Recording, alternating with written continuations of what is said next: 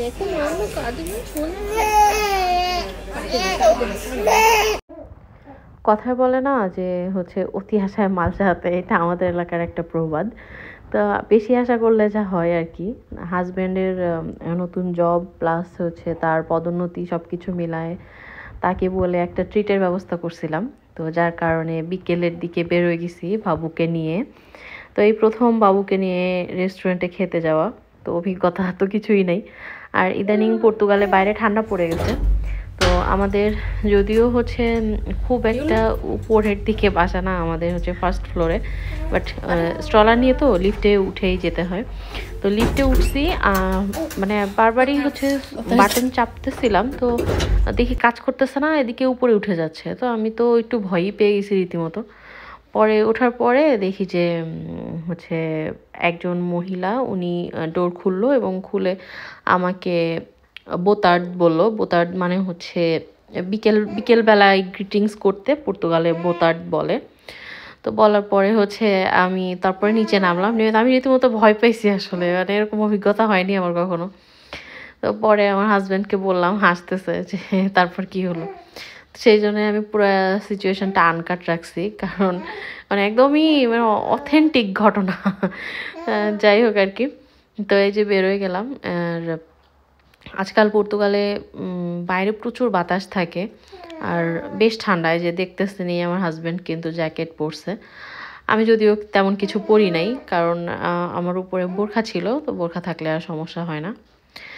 তো এরপরে খানিক দূর যাওয়ার পরে দেখলাম যে বাবুর কম্বল আনতে ভুলে গেছি, তাই আনতে গেল সে। আদিয়ান পাখি, পাপা আসবে? পাপা তোমার কম্বল আনতে গেছে মা। সোনা পাখি, আমার সোনা পাখিটা কই? মামা পাখিটা খুব সুন্দর লাগতেছে মা। লাস্টে বার্গার কিং আসছিলাম, বাবু যখন পেটে ছিল আমি জানতাম না তখন। আর আজকে চেহারার যে কত চেঞ্জ হয়েছে, কয় কেজি যে মাংস লাগছে মুখে আল্লাহ জানে। আগে আসছিলাম দুইজন, আই রে হেজাব নষ্ট হয়ে যাচ্ছে রে। এই যে তাকাও, আগে আসছিলাম দুইজন, এবারে একজন অ্যাড করে নিয়ে আসছি। আগে আমরা প্রায়ই ঘুরতে বেরোতাম, আর হচ্ছে আমি ঘোরা শেষে যখন বাসা আসার সময় হতো বায়না ধরতাম যে বার্গার কিংয়ে যাবো খেতে। যদিও বলে রাখি আমরা কিন্তু হালাল বার্গারটা নিতাম, মানে ভেজ অপশন আছে। তো যাই হোক আর কি। তো ওই সময় প্রচুর খাওয়া হতো, বাট বাবু হওয়ার পর থেকে আর তেমন যাওয়াটাও হয় না। এই প্রথমবার বাবুকে নিয়ে। আর অভিজ্ঞতাও ছিল না যে বাচ্চাকে নিয়ে কিভাবে কি করব। তো যাওয়ার পরে দেখলাম যে সম্পূর্ণ সব কিছু চেঞ্জ।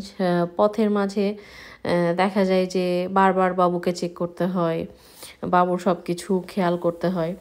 তো তারপরে কথা বলতে বলতে আমরা বার্গার কিংয়ে ঢুকে পড়ছি। কি হয়েছে মামা? তোমার জন্য তো একটু কথাও বলা যায় না। এই যে তোমার ভিডিও এডিট করতেছি তো। ওই এই দেখেন, এই ভয়েস দেওয়ার মধ্যেও তার সাথে কথা বলতে হয়। আর এই যে যে বসছি, আর তার পাপা গেছে হচ্ছে ফুড আনতে। তো এর মধ্যে সে বিশাল কান্নাকাটি। আমি তো পুরা মানে বেকুব হয়ে গেছি, যে চারপাশে সবাই খাচ্ছে, আমার ছেলে চিল্লায় কাঁদতেছে। আমি এত আদর করতেছি, সে কোনোভাবেই মানতেছে না।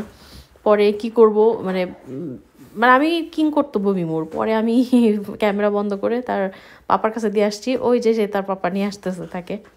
মানে সে বাইরে গেলে আমার কাছে খুব একটা কমফোর্ট ফিল করে না, সে তার পাপার কাছে বেশি কমফোর্ট ফিল করে। কেন আমি বলতে পারবো না, বাসায় কিন্তু আমার কাছে বেশি থাকতে চায়। তো যাই হোক, খাওয়া দাওয়ার সময় আগে যেরকম সুন্দরভাবে দুইজন বসে চেয়ার টেবিলে মানে খুব আরাম করে গল্প করতে করতে খাওয়া, কত মজা।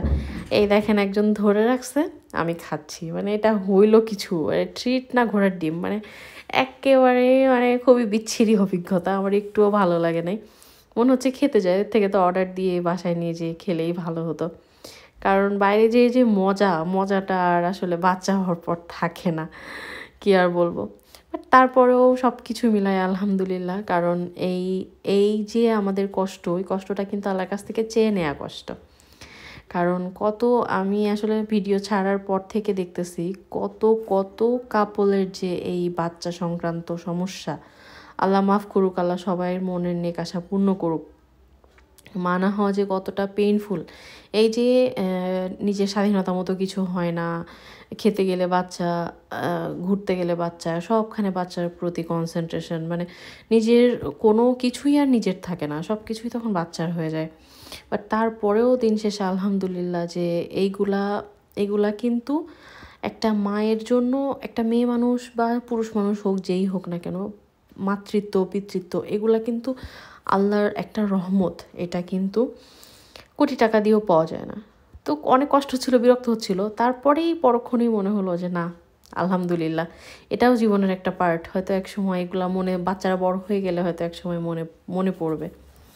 তো সম্পূর্ণ 1 বছর আগের আর আজকের অভিজ্ঞতাটা ডিফারেন্ট, পুরাই ডিফারেন্ট। আমি এই ভিডিওটুকু করতে পারছি অনেক কষ্টে, মানে আগে তো বিন্দাস সব কিছু ছিল। এখন যেহেতু বাবু স্ট্রলারে ছিল, ওর পাপা ঠেলতেছিল, যার কারণে আমি করতে পারছি। তো যাই হোক আর কি, এক্সপিরিয়েন্স খারাপ ভালো মিলায় আলহামদুলিল্লাহ ভালোই দিন কাটতেছে। কিন্তু আমি আসলে একটু পেরে দিচ্ছি না, আমি খুবই বিধ্বস্ত। আমি একটু বাড়িতে যেতে চাই, একটু আম্মুর কাছে যেতে চাই, একটু রিল্যাক্স হয়ে কিছুদিন ঘুরে আসতে চাই। কিন্তু সেটাও একটা ঝামেলার কারণে হচ্ছে না, সেটা আমি পরবর্তী ভিডিওতে বলবো যে কেন দেশে যেতে পারতেছি না। তো আজকের মতো সবাই অনেক অনেক ভালো থাকেন, সুস্থ থাকেন। আল্লাহ হাফেজ।